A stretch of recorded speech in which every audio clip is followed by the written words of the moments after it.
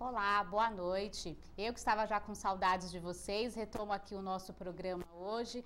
Vamos falar de um tema que a gente está ainda bem aquecido aqui entre os cidadãos, entre os eleitores aqui do nosso Brasil, porque hoje o Direito.com, o nosso programa transmitido pela UP TV, vai tratar do tema Eleições 2014. Para tratar desse tema, nós vamos receber aqui, já estão aqui conosco, os advogados William Lago e o Luiz Watanabe. Vocês que já acompanham os nossos programas, já tiveram o prazer de conhecê-los em outros debates, em outros temas, sempre assim, bem discursivo, eles sempre com ideias bem bacanas, trazendo inclusive experiências pessoais, experiências políticas que eles tiveram aqui durante o período da campanha presidencial aqui no nosso país. O programa está começando agora, 20 horas 6 minutos.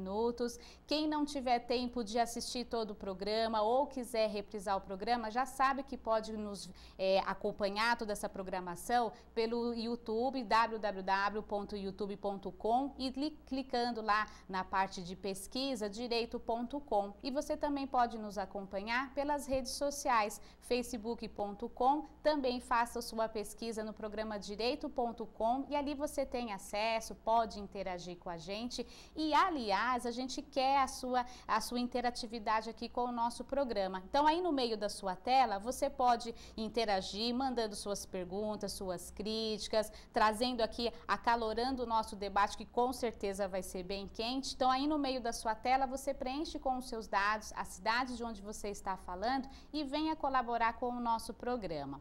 Como eu já falei, a gente está recebendo aqui o William Lago, ele que é advogado associado do escritório Picarelli Leonessa Advogados Associados, estudou na PUC, processo civil na PUC, formou-se em políticas estratégicas, é presidente da Comissão de Cidadania e Participação Popular aqui da OAB de Santo André, porque o nosso estúdio é aqui na cidade de Santo André, e atualmente, além de atividades jurídicas e trabalhos sociais, ele também tem dedicado parte do seu tempo a administrar palestras sobre temas jurídicos. O Luiz Henrique Watanabe, advogado pós-graduado em Direito Constitucional, professor universitário, é autor do site Rascunhando Sabedoria e presidente da Comissão de Transparência e Acesso à Informação da OAB São Bernardo do Campo. Doutores, boa noite, muito obrigada. É um prazer para mim conhecê-los pessoalmente. Eu que só tenho eles de amigos só no Facebook, então agora eu já tenho eles pessoalmente. Agora, sejam bem-vindos ao nosso programa. Obrigado, é um prazer. Sempre que eu sou convidado, eu faço questão de vir aqui. Também é um prazer conhecê-la pessoalmente. A gente já conversou, já trocou várias mensagens pelo Facebook. E eu gosto muito de vir aqui porque a gente sempre debate temas que são muito interessantes e faz parte também do trabalho que a gente se propõe a fazer na OAB, que é de conscientização, que é de divulgar temas importantes para que a sociedade ela sempre aprenda a discutir, debater política, que é fundamental para que a gente possa participar de um país melhor. Então, eu agradeço a oportunidade de estar aqui novamente. Pois não, muito obrigada. E eu também agradeço, doutora Maura, toda a equipe, a Fabiana, o pessoal aqui da produção, doutor William também, a você, telespectador que está nos vendo, minha família, meus amigos, a Julinha, minha sobrinha. Enfim, espero que a gente possa tentar transmitir para as pessoas um pouco daquilo que elas não sabem, né, pelos outros meios de comunicação. Acho que a gente tem um pouquinho para colaborar aí. Muito bem. Durante aqui, né, esse ano já aconteceu de tudo aqui no Brasil. Nós já tivemos Copa, tivemos manifestações. Recentemente a gente passou por todo esse processo democrático das eleições e nunca na história do Brasil teve uma eleição tão acirrada como nós tivemos em relação ao cargo de presidente do Brasil. A margem de diferença em número de votos, né, entre o candidato eleito e o segundo colocado foi de algo em torno de 3 milhões de votos. A nossa presidente Dilma, que acabou sendo reeleita, ela ganhou num percentual de votos de 51,6% aproximadamente. O Aécio ficou com 48% e mais alguns percentuais. E eu, particularmente, acompanhei muito essa questão da política, das eleições nas redes sociais. E eu ouvi muitas críticas no sentido de que o gigante acordou e adormeceu, o gigante acordou, tomou Rivotril e acabou adormecendo de novo. E até mesmo a seguinte questão, que eu também assim, acompanhei bastante pelas redes sociais, e aí eu gostaria da opinião dos doutores. No seguinte sentido, foram tantas tantas manifestações, principalmente do ano passado, não é? E onde que ficou todo aquele barulho que os brasileiros fizeram, né, assim, manifestações bonitas, outras mais violentas, outras que trouxeram, né, até mesmo estragos ao patrimônio público, para um resultado que surpreendeu para todo mundo. E aí eu gostaria então da opinião dos doutores em relação a isso. Bom, eu tenho bastante coisa para falar, viu, doutora? Viu, gente? Tenho bastante coisa para dizer. Mas eu gostaria que você falasse, William. O que você acha? Bom, eu acredito que a gente teve só o fato da eleição ter sido mais apertada, a gente já vê uma primeira grande diferença, que não foi um governo que já estava com a máquina na mão, que tinha mais possibilidade de ganhar a eleição, que já cantava a vitória antes do tempo. Então tinha tudo para ganhar uma eleição facilmente, e o fato de que a população se mostrou insatisfeita, ficou claro que teve um reflexo. Além disso, a população, ela tendo debatido muito mais política, foi uma coisa que até ouvi o Watanabe comentar, e é uma coisa que eu concordo, participou muito mais do processo eleitoral do que em outras situações. Então ficou muito claro que dessa vez a população se interessou muito mais por discutir as questões importantes do país na eleição e de participar mais. Então nisso foi outro ponto positivo. Eu vejo uma terceira vantagem também, é que as pessoas, elas depois que elas, por mais que se revoltaram com o resultado posterior, a gente não vê falando em golpe de Estado ou coisas assim, romper com o regime democrático, que é uma coisa... A gente até viu algumas manifestações na mídia sobre esse aspecto, mas a gente vê que não é uma coisa que a população quer. A população quer realmente a democracia. Então eu vejo 3 pontos que foram realmente positivos, embora o resultado da eleição, para muitos, não foi aquilo que a gente esperava. É exatamente isso. Por isso que eu não concordo com o fato de o gigante ter tomado Rivotril, ter voltado a dormir. O gigante levantou, sim, senhor. O gigante acordou. Porque uma mudança, ela não se dá em apenas uma eleição. O processo ele é longo, são várias eleições. É claro que a gente que participa de maneira mais ativa, a gente quer ver resultado. Mas o fato de as pessoas terem discutido, sabe, os diversos setores da sociedade, jovens que se ausentavam do processo, gente que via a política como algo dos políticos.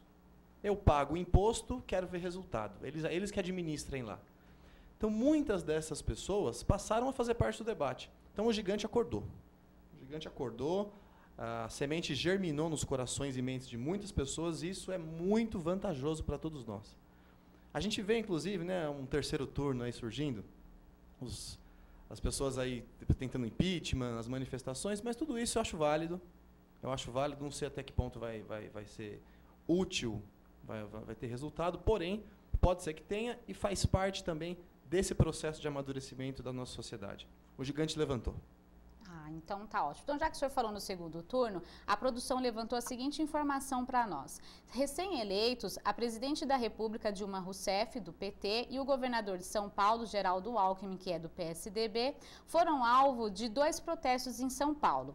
Contra Dilma, um grupo pretende se reunir no vão livre do Master para iniciar uma campanha pelo seu impeachment. Mais tarde, Alckmin será confrontado pela falta de água no estado, no Largo da Batata, na zona oeste da capital paulista. A segunda medida anunciada pelo governo são conversas que serão mantidas com o governo do Acre, principal porta de entrada dos haitianos, para regularizar a situação dos imigrantes e garantir a eles serviços públicos como educação e emprego. E eu me lembro que os doutores já estiveram aqui tratando dessa questão dos haitianos, nosso Brasil, como que fica, né, assim, oferecer melhorias para quem está vindo, né, de fora do país, e a gente aqui às vezes fica meio que de escanteio com essa questão. Mas como que vocês enxergam essa questão desse terceiro turno que está sendo levantado?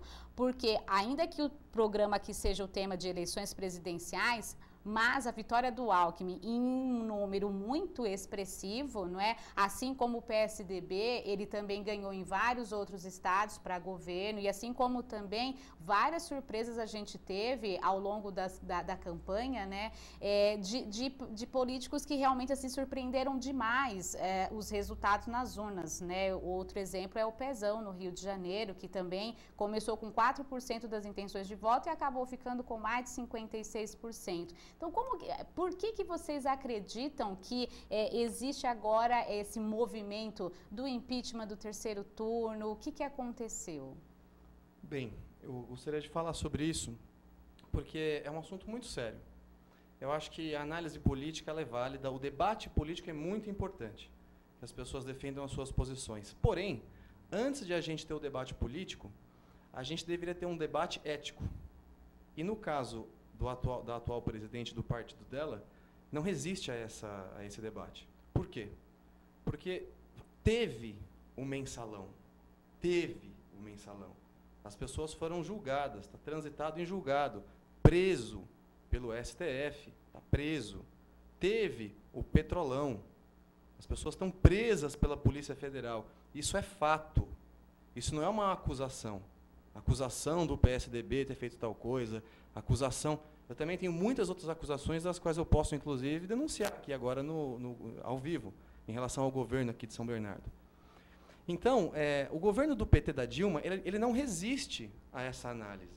Teve o mensalão. Então, eu acho que esse sentimento da população não é um sentimento político pró-PSDB ou pró-PT, e sim anti-corrupção, que foi o que mobilizou as pessoas a irem para as ruas no ano passado, as manifestações públicas do Brasil inteiro. Muitas das pessoas que estão me vendo sabem disso. Você não apoiou o Aécio por paixão ao Aécio. Você apoiou o Aécio porque você queria mudança no país. Então, eu já começo por aí. Nós não conseguimos discutir política se a gente não conseguir ultrapassar o valor ético e moral da história. Então, isso que levantou, doutora, para mim, isso que mexeu com o brilho das pessoas. E aí, num segundo momento, vamos tentar ignorar isso? Vamos discutir política. Aí, assim, a gente pode discutir. Porém, eu vejo da seguinte maneira. Parte da população falou, não, desculpa, se governou bem, se governou mal, a gente vai discutir depois. Eu não quero ser cúmplice de mensalão e de petrolão. Eu vejo dessa maneira. Agora, com relação a São Paulo, que é uma coisa que é importante a gente colocar, eu acredito que o governo, a população de São Paulo disse, não temos um outro candidato que seja melhor do que o governador Geraldo Alckmin. Porque não confiava nos outros candidatos e talvez não queria o candidato do PT. Foi essa mensagem que eu observei pela votação tão expressiva que o governador teve. Porém, mesmo a população apoiando o governador, ela não quer dizer que ela dá um cheque em branco para ele governar da maneira que ele entender prudente. Tem que cobrar também. Se há uma crise, há um problema com água, o governador tem que vir a público e tem que explicar por que isso ocorreu, se houve ou não problema de planejamento, se houve problema de planejamento, o que vai ser feito para ser corrigido e como é que vão ser as propostas para os próximos anos. Porque agora ele vai ter mais 4 anos de governo e ele precisa solucionar esses problemas, dentre muitos outros, como o problema do metrô, a questão logística do transporte, a questão da segurança pública, que tanto é a demanda da nossa população de São Paulo, tantos problemas que a gente tem nessas áreas. Então o governador tem que também ser contestado, não é porque a gente não goste dele que a gente não vai deixar de contestar. E aí ele vai apresentar, vai esclarecer a público, porque o mandatário de um cargo público, ele tem que prestar contas para a população. Então ele tem que estar acostumado a ser contestado, ir a público e explicar o que ele tem de proposta para a população. Então, eu acho que é nessa linha que a população está se manifestando para que o governador esclareça para a gente o que ele pretende fazer. Mas aí, no caso, doutor William, eu penso da seguinte forma. Vou ser, assim, extremamente imparcial, né, para que a gente possa realmente promover aí os debates. E, assim, eu trouxe para vocês muito que eu ouço entre família, entre amigos, na rede social. No caso de São Paulo, que eu acredito que é o que acontece em outros estados aqui do nosso país, o PSDB está há mais de 2 décadas no governo de São Paulo e as coisas elas vêm se agravando cada vez mais.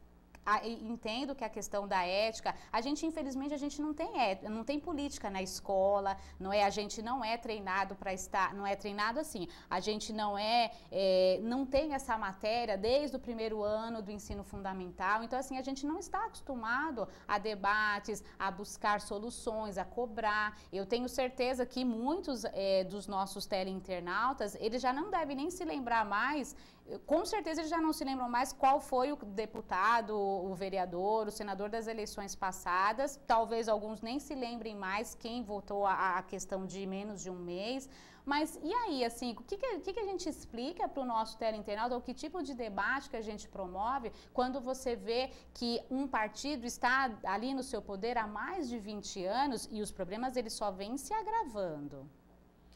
Na verdade, assim, administrar um estado como o estado de São Paulo é muito complexo.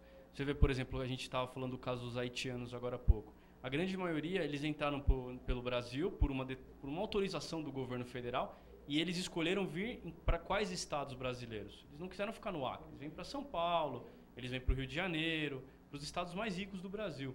E administrar essa grande quantidade de problemas que o Estado tem, além de ser uma grande potência, ele tem os seus grandes problemas. Não é fácil, mas eu acredito que se a população ela começa a participar mais da vida política, infelizmente a gente não tem isso na nossa grade escolar, a gente não tem isso nem na nossa própria cultura, como outros povos aí a gente vê que tem muito mais do que a gente. Mas o caminho é esse, é a população acompanhar cada vez mais, porque o político ele vai atender as demandas que são cobradas pela população. O pessoal fala assim, pô, como que um país como o Brasil tem tão pouco saneamento básico? Tem tão pouco porque não é visto o saneamento básico e porque a população não entende a importância que tem o saneamento básico. A mesma coisa acontece com a educação. Então a gente precisa trazer esses temas, precisamos cobrar, precisamos acompanhar assim, saber quem a gente votou. É muito importante saber quem a gente votou. E a partir da participação da população e da cobrança da população, a classe política ela vai responder. Ela vai direcionar os recursos para atender aquilo que mais é cobrado pela população. E aí eu acredito que nós teremos a solução de alguns problemas que são mais emergenciais. Mas é muito difícil administrar. Tem que escolher o caminho, porque o cobertor é curto, né? Como o Watanabe já falou em outras situações. O cobertor é curto e a gente tem que se cobrir. Então, às vezes, não dá para você cobrir o corpo e o pé fica de fora. Vai cobrir o pé, fica uma parte do corpo de fora. Então, é um cobertor curto que a gente tem que aprender a manusear. E o nome disso é listar prioridades, né? Então, eu vejo de maneira muito pequena, eu vejo como um mero oportunismo da parte da oposição trazer esse tema da maneira que está sendo trazido. É claro que a coisa mais importante é a água. Poxa vida, estou sofrendo assim como todos nós. Agora é uma questão de listar a prioridade. Nós estamos na pior seca da história do estado de São Paulo. Quem tem responsabilidade nisso? O governador? Com certeza. Tem que listar prioridades. Agora, como que ele vai listar uma prioridade? Vai tirar dinheiro de um lugar, tirar dinheiro do outro para fazer uma renovação de toda uma instalação, sendo que não tem essa previsão. Outra coisa, a gente fala da falta de água. Isso daqui a pouco vai gerar problema elétrico também, porque as usinas vão ficar sem água. Quem é que cuida das usinas? O governo federal. Então, a Agência Nacional de Água também não previu isso. Então, está existindo um oportunismo muito grande, batendo muito forte em cima de um tema, para tirar de foco uma coisa que já está consolidada, transitou em julgado, está preso o Zé Dirceu, está preso o Genuíno. Eles sequer foram expulsos do partido, continuam mandando no PT presos. Eu não sou cúmplice disso. Então, esse é o debate que a gente tem que dizer. A população precisa saber disso. Ah, não, é porque a mídia ela tenta colocar de maneira... dar oportunidade igual para as partes, para não parecer parcial. Mas isso é um fato. O direito que a gente colocou nas escolas, viu, doutora? Nós temos um projeto de lei de autoria do deputado Orlando Morando, da qual eu tive a felicidade de colaborar, que é você colocar o direito constitucional no ensino médio, em toda a rede pública do Estado de São Paulo. Então, se isso der certo, e vai dar certo, os nossos jovens vão ter acesso ao direito constitucional, que, como a senhora sabe, ensina o que faz o deputado, o que faz o vereador, o que faz o prefeito, coisa que a gente não sabe.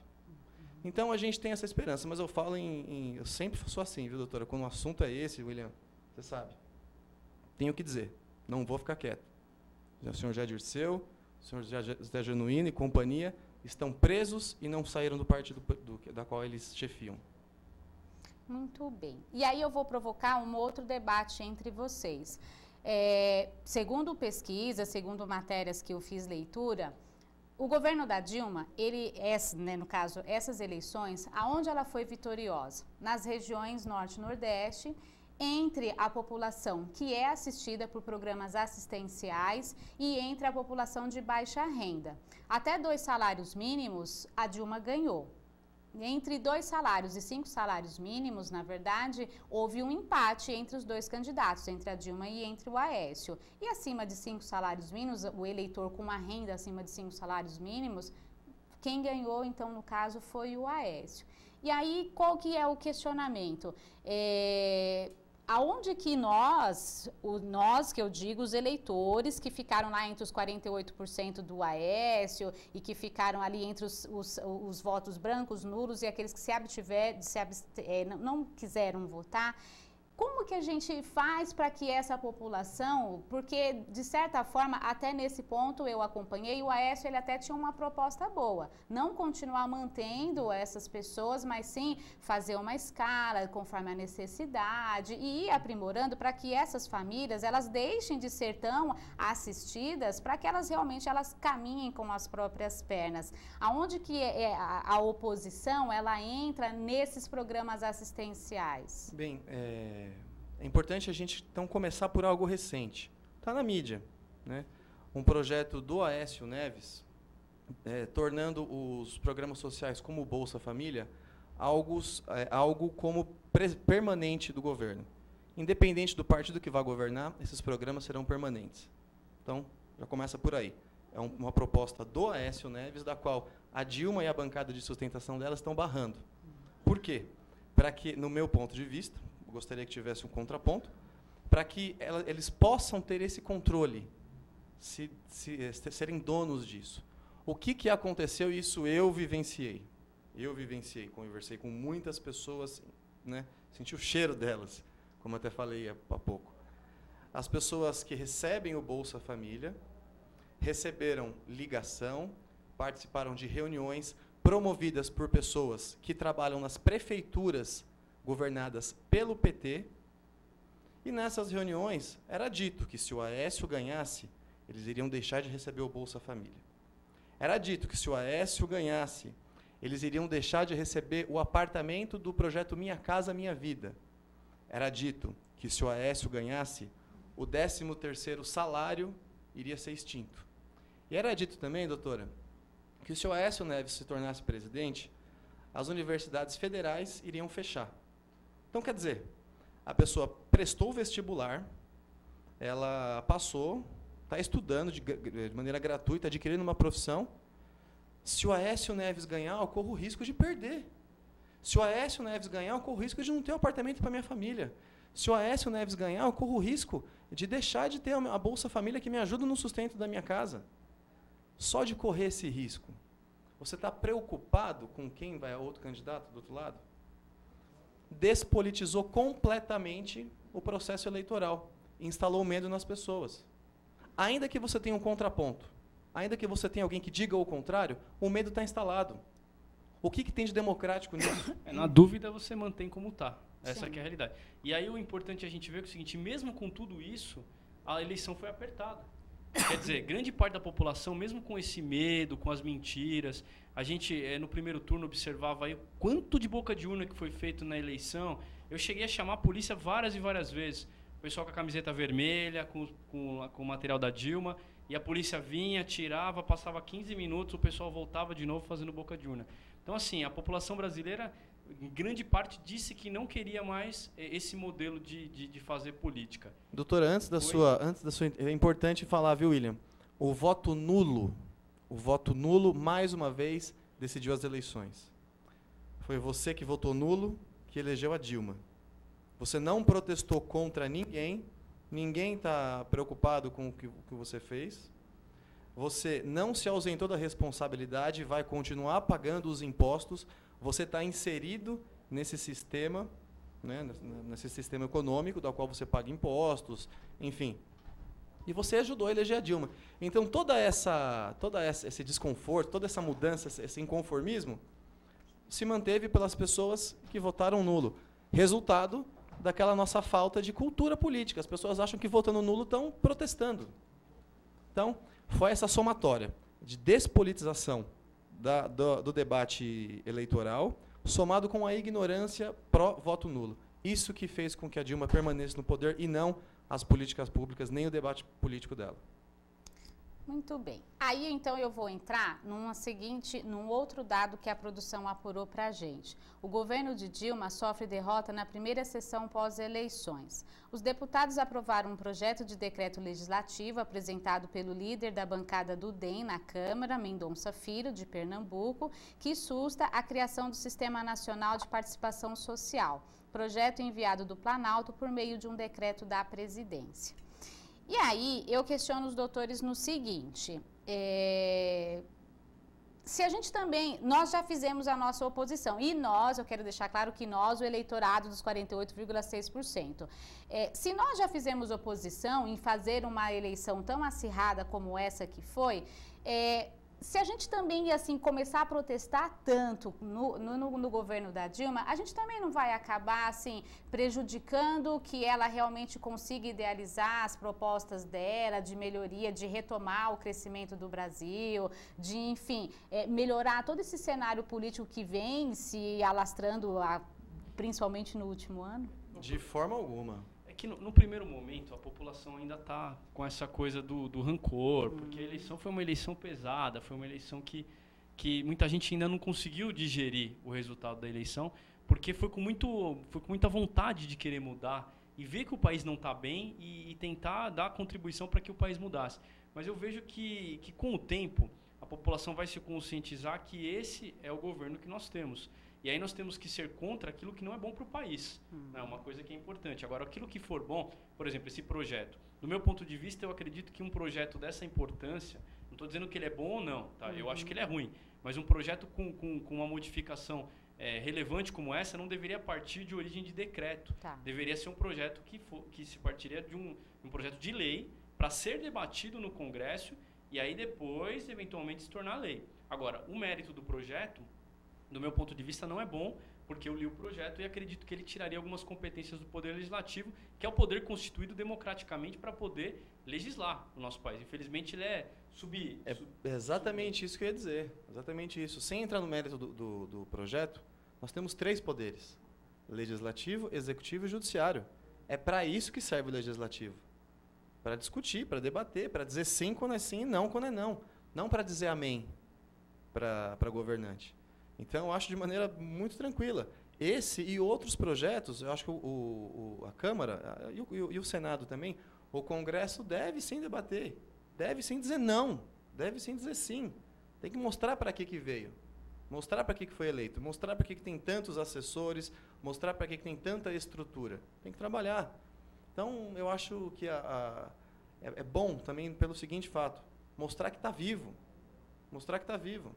Não é simplesmente dizer amém para tudo que vem do governo. Ela é presidente. Nós vivemos no presidencialismo, não vivemos na monarquia, ela não é rainha. Então, nós temos sim que debater. E eu sou adepto também da mesma ideia do William, nesse caso. Não acho que seja um projeto positivo para o Brasil. De maneira alguma. Tá, entendi. E aí, ainda para instigá-los ainda mais, eu queria saber de vocês a seguinte opinião. Uma vez que a gente tem um governo, porque a gente sabe que, como a gente acabou de ver aqui por essa notícia, ela, lógico, ela está submissa a todo ali, né, o poder legislativo, ao Senado, ao Congresso, todo esse emaranhado aí, ela não faz nada sozinha, não é? Então, assim, ela depende dos aliados, ela depende, então, de todo esse arsenal de políticos em volta dela, que é realmente quem acabam opinando, faz aqui, faz ali, aprovo isso não é bom, etc e tal. De que forma que ela vai, assim, como que vocês idealizam um governo partindo da presidente que a gente reelegeu, a Dilma, que vai ficar aí mais 4 anos, se ela não sofrer nenhum impeachment, se não acontecer nada com ela, qual que é o ponto de partida que ela, com toda a sua base, deve ter para que se governe em favor do povo? É um ponto que eu acho que faltou muito claramente nessa campanha por parte do governo, foi ter apresentado um conjunto de propostas claras do que ela pretende fazer para o país. Porque, assim, a gente discutiu se queria que o PT continuasse ou não, mas existem alguns temas muito importantes que precisam ser ditos, que o Brasil está passando por um dos momentos mais difíceis da sua história recente.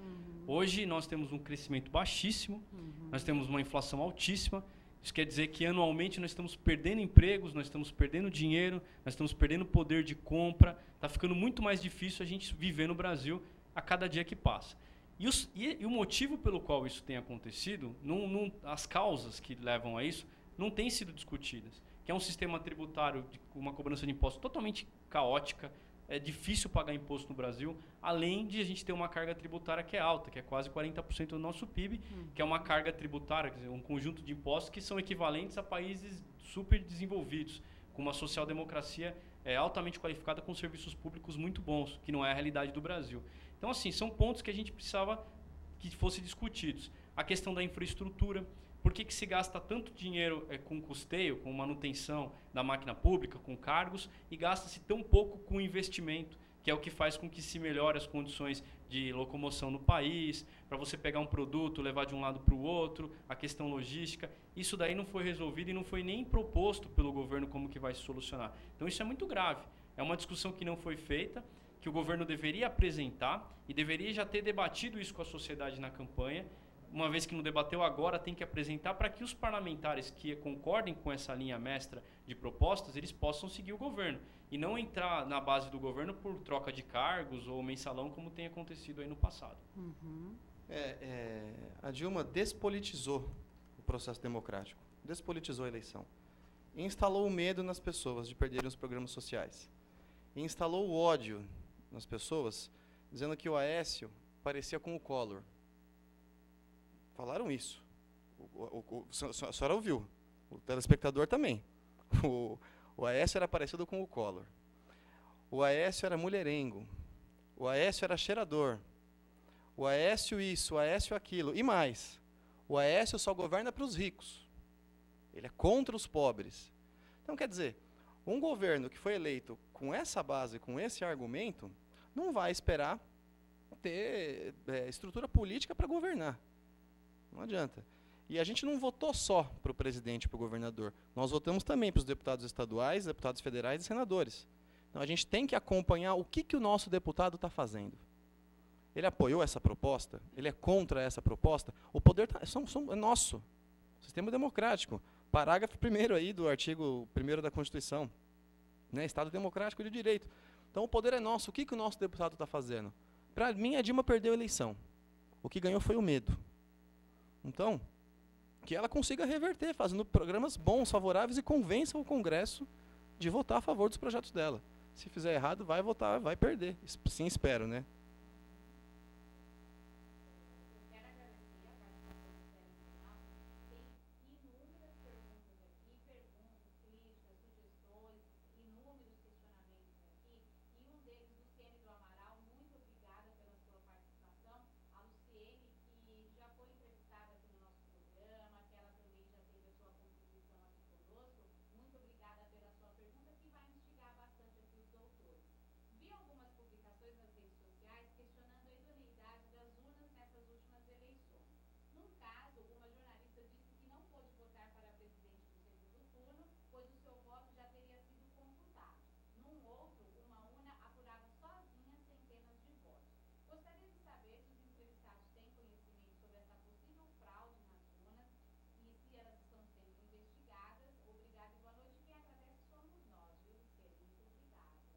Bom, eu quero dizer da minha experiência pessoal.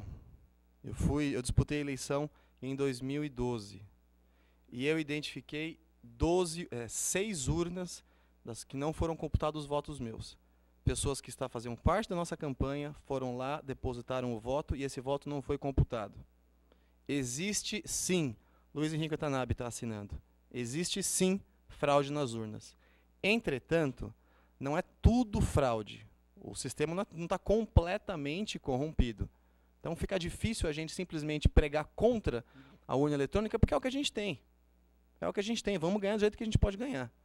Não quero simplesmente pregar contra, agora vamos se ausentar e por fim, não.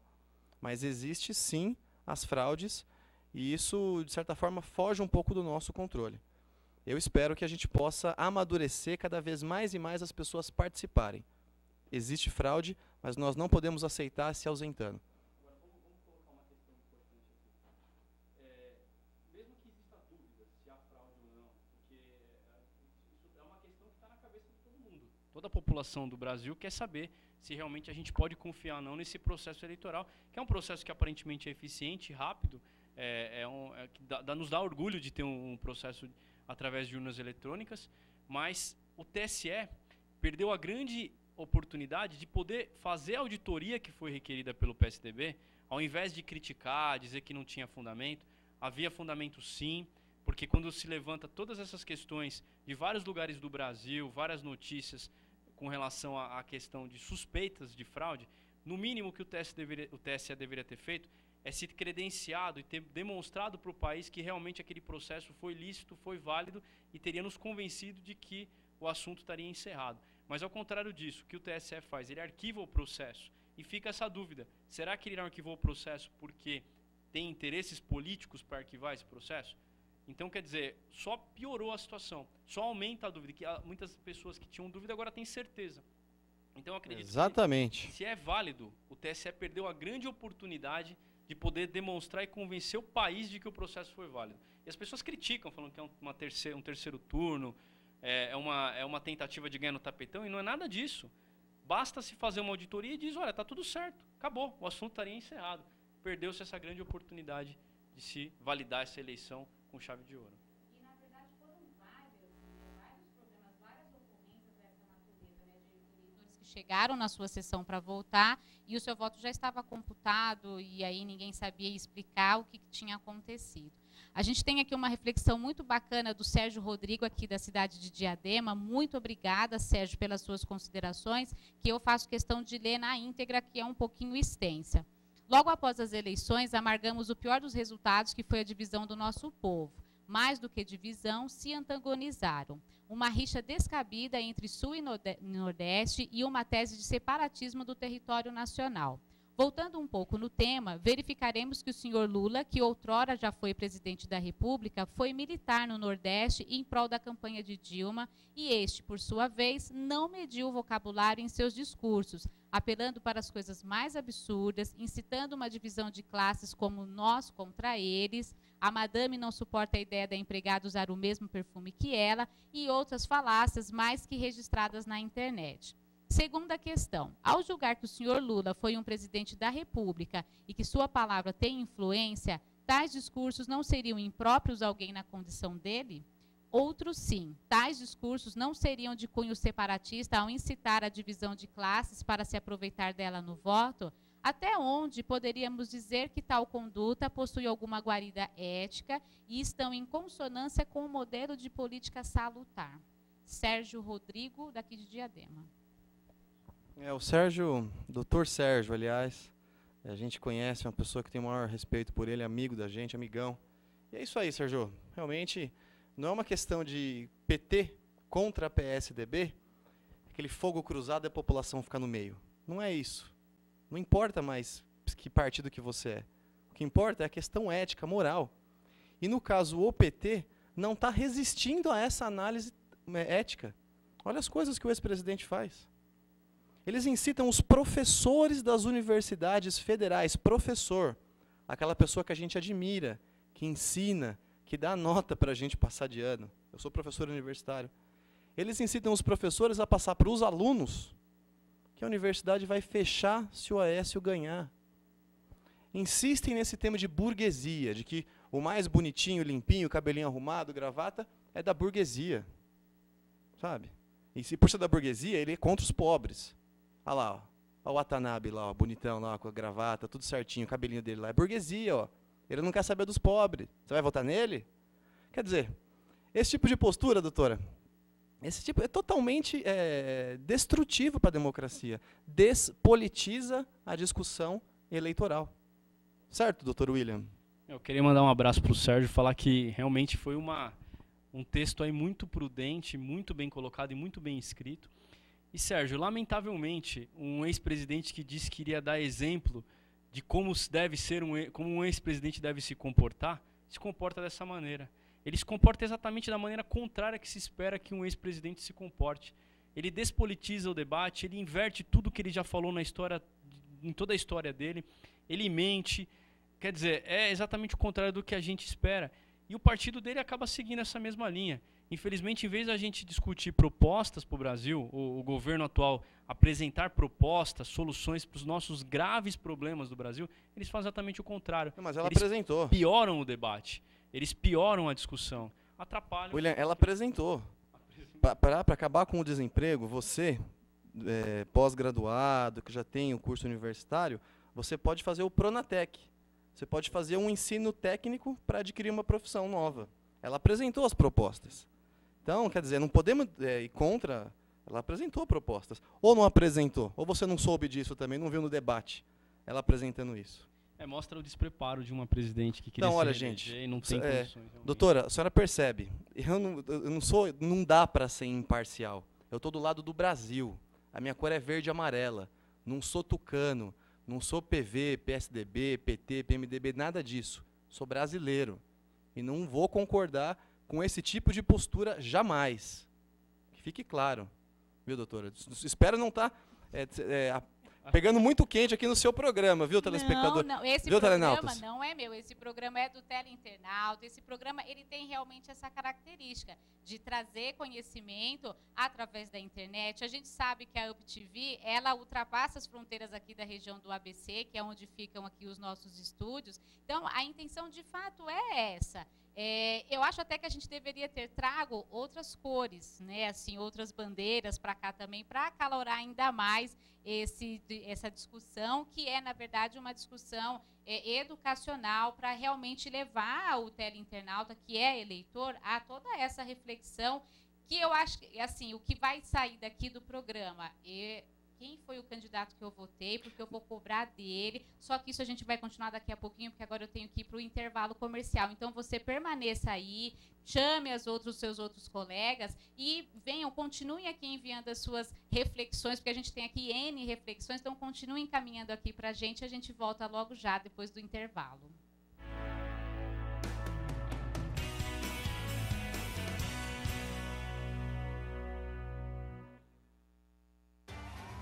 Motorista que sabe curtir o carnaval.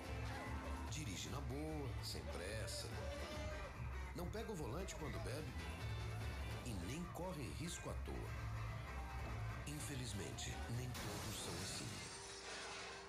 A irresponsabilidade de uns põe em risco a vida de todos. A nova lei seca está em vigor. Bebida e direção. Deixe essa mistura fora da folia. Ministério das Cidades. Governo Federal. Crack. Droga perigosa que pode causar dependência, tirando a liberdade de quem usa. Mas para enfrentá-lo, existe o programa Crack é Possível Vencer, que já capacitou profissionais de diversas áreas. Entre eles, educadores, para orientar sobre o risco das drogas. Os dependentes e suas famílias recebem cuidado integral nos centros de atendimento de saúde e assistência social e nas comunidades terapêuticas. Os usuários em situação de rua também são assistidos por equipes de assistência social e saúde.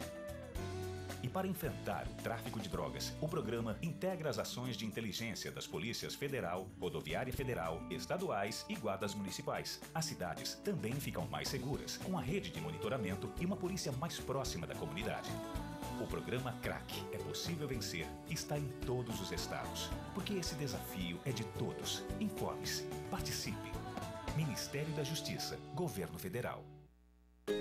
A Roberta sabe que o leite materno é muito importante e ela vive a emoção de amamentar todos os dias. Emoção que, por sinal, vem em dobro. O leite materno ajuda a criança a crescer forte e saudável. E para tornar esse momento mais especial, conte com um profissional de saúde para escutar você e ajudar a tornar a amamentação ainda mais tranquila. Conte com o SUS. Procure uma unidade básica de saúde. Todos os dias, meninas e meninos são vítimas de muitas formas de violência. E o pior é que muita gente finge não ver nem ouvir e silencia. Não desvie o olhar. Fique atento. Denuncie. Proteja. A responsabilidade de proteger as crianças e adolescentes é de todos. Procure o Conselho Tutelar ou Disque 100. Secretaria de Direitos Humanos, Governo Federal.